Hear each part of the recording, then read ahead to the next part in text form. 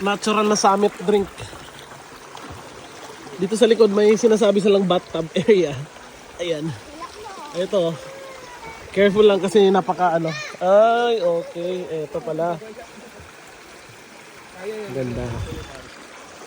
So yung mga isda kang makikita. Ayan. May mga isda dyan. So yun. Overall, very satisfied kami. And recommendable to. I highly recommend na pumunta kayo sa mga ganitong trips. Kasi sobrang nature.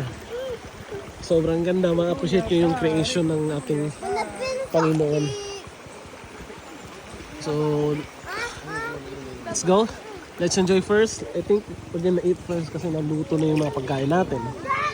Dumadami na yung tao. Let's go!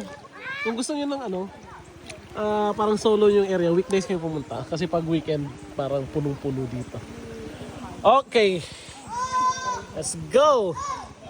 So, kumusta ang tubig sa'yo dito? Ha? Kumusta? Okay. Okay lang? Okay. Puntahan natin dun sa ano, sa may source ng tubig. Naiinom daw to eh.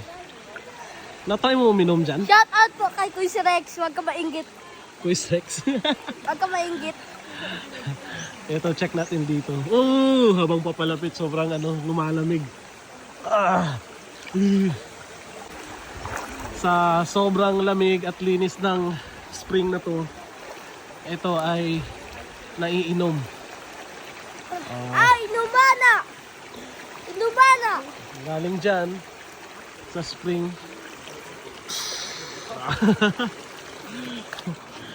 Halika na.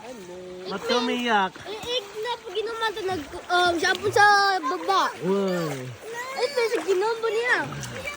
So, ito yung source ng tubig. Inom ka. Naiinom. Maraming mga nilagay silang ano, kawayan. So, try natin. Try natin uminom. Bismillah.